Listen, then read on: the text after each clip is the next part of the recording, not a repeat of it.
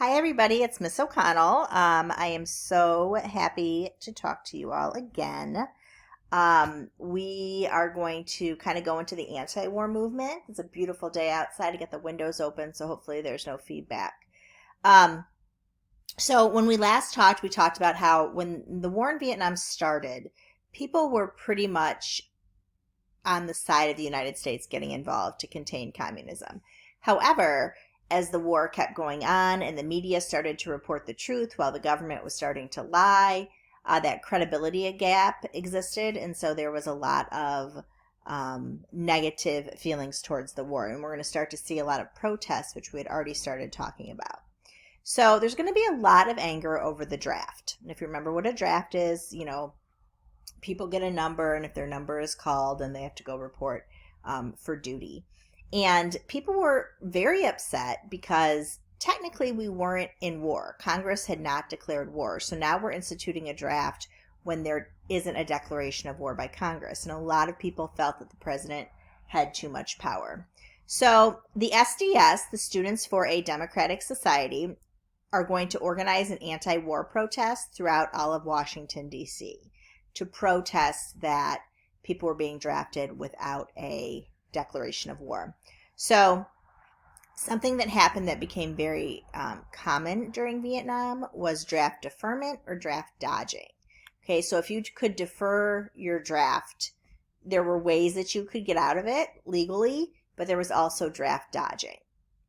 So the first way that you could get out of going into the draft was college enrollment.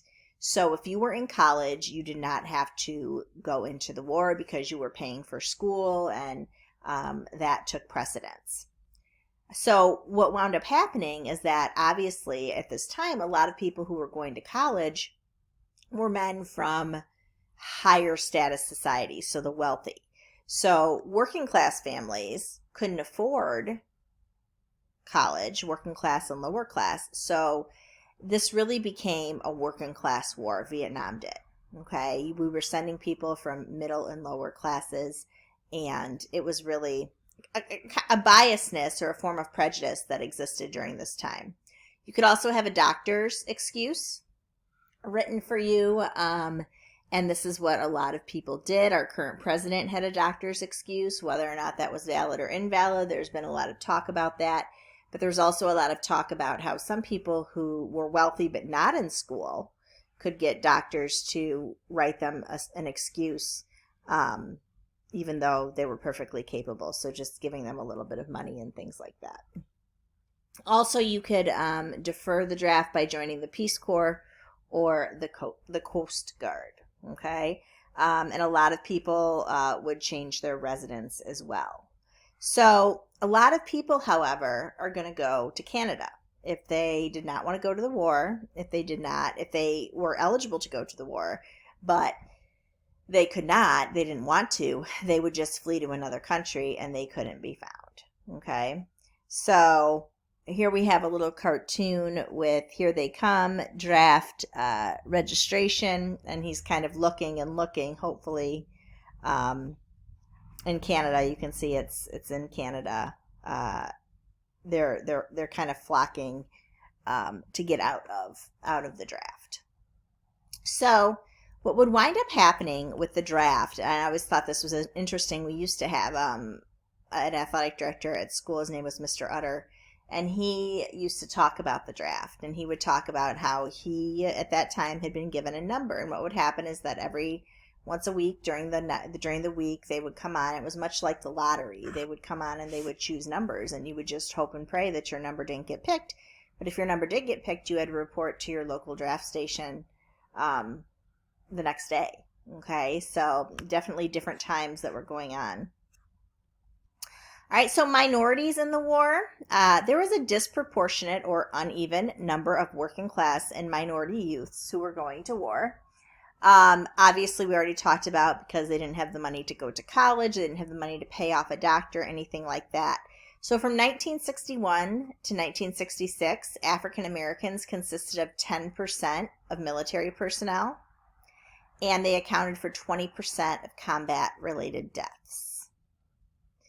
80% came from lower economic levels, And because of this, a lot of civil rights leaders are going to condemn the conflict because it was African Americans who are really paying a lot of the price. Martin Luther King Jr. at the time said, "I speak for the poor of America who are paying the double price of smashed hopes at home," meaning not much happening during the civil rights movement, "and death and corruption in Vietnam. The great initiative in the war is ours. The initiative to stop it must be ours." Okay, so there's definitely a call by a lot of African American leaders to stop the conflict in Vietnam. So the draft escalates. So now, whereas college students at the beginning of the conflict couldn't be drafted, now they could. 500,000 college students refused to go. They wind up burning their draft cards as a symbolic gesture. They didn't show up for induction, and they fled the country. Okay, so over 3,000 individuals were prosecuted for refusing to serve when their number was called. So again, like I was talking about before, the lottery was developed in 1969, and only those with low numbers were subjected to the draft. So if you had a low number, you were more likely to be called. And so it's also at this time that the 26th Amendment is passed. And what the 26th Amendment did was it said that all 18-year-olds could vote. Prior to this, it was all 21-year-olds. But what a lot of people were stressing was, you know what? If I'm old enough to go fight and die for my country, then I should be old enough to pick who the commander-in-chief of the army is. Okay, the president. So you should be able to vote. So the 26th Amendment, huge amendment that is passed because of the Vietnam War. All right, and then we have two groups of individuals. We have hawks, and hawks were those who supported fighting in Vietnam, okay? So hawks, you think about it, hawks attack, right? Okay, so hawks wanted to attack. And then doves were those who supported peace in Vietnam, and that was also an anti-war statement. So there you can see the numbers. It's like a lottery, and they would pull those and they would call people whose numbers were drawn. Okay, if you want to do this, send it to me. I'll give you some extra credit. Totally up to you if you're bored. I don't expect you to do it, but you can choose either to be a dove or a hawk, okay? We would be doing this in class if we were in class, and you would choose either a pro-war stance or an anti-war stance and design a button to be worn to show your stance. So here are some examples. Make love, not war. There's a dove. Peace now. Support our boys in Vietnam. War is not healthy for children and other living things. I really like this little cartoon to the left. It has the hawk, support the war. It has the dove, no war. And then it has the rooster. It says, I voted for the war before I voted against the war, before I voted for the war. So rooster's kind of switching sides. Okay, so I think that's kind of an interesting little cartoon there. Okay, so now we're going to go into 1968. And 1968 is kind of one of those defining years in our country, and a lot is going to happen. The first thing that happens is the Tet Offensive, and Tet is the Vietnamese New Year that is celebrated in Vietnam. Like we have January 1st, they have January 30th. So the Viet Cong, which were the South Vietnamese troops, and the North Vietnamese are going to launch a massive surprise attack against the South. Guerrilla fighters are going to attack most American air bases in South Vietnam and other major cities. And this is the big thing. They blast their way into the embassy, the American embassy in Saigon. Okay, and remember, embassies are kind of supposed to be sacred areas.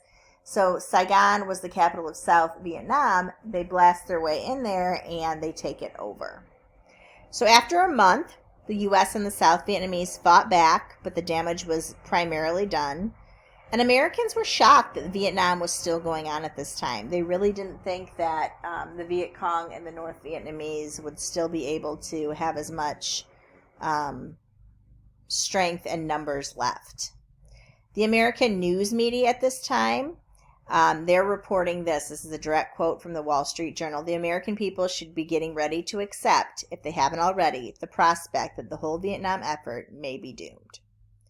Walter Cronkite, who was like the Anderson Cooper of 1968, said it seems more certain that than ever that the bloody experience in Vietnam is to end in a stalemate. So a lot of people were thinking that it would end much like it did in Korea.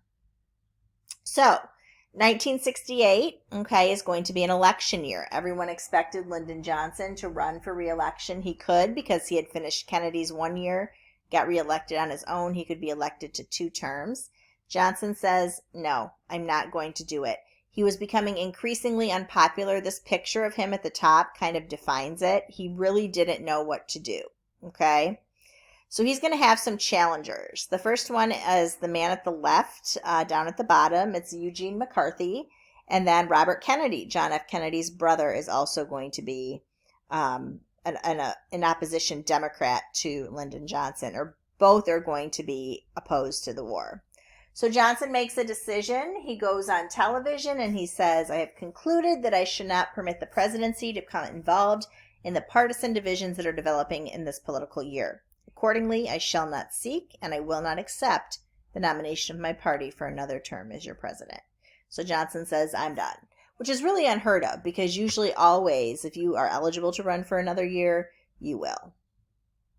Okay, so the Kennedy curse is going to strike again. We've talked about all of the Kennedy mishaps and just tragedy that happens. So in 1968, Robert Kennedy, who was the front runner to be the Democratic nominee over Eugene McCarthy, is going to be assassinated. Okay, and he just had given a speech at a hotel in California, and he is walking through the kitchen to leave, and he is shot in a hotel kitchen in Los Angeles, California on June 5th, 1968. By this man here, Sirhan Sirhan, who was an Arab nationalist, and he didn't like Robert Kennedy's support of Israel. So he takes matters into his own hands and he shoots and kills Kennedy. Okay, so I'm going to stop there for today, and we will get to the presidential election of 1968 either tomorrow or Thursday. I hope this was pretty informative for you. Lots of good stuff going on. Vietnam, like I said, it just gets more complicated and more complicated as time goes by. So we will stop there. If you have questions, as always, please feel free to contact me. I miss all of you guys tremendously. I hate that our year was cut short. Hopefully a lot of you signed up for sociology or CCP or psychology or something next year, so our journey doesn't end, but I hope that everybody's doing good. Questions? Give me an email or a text or a Google Classroom. Have a great day, everybody.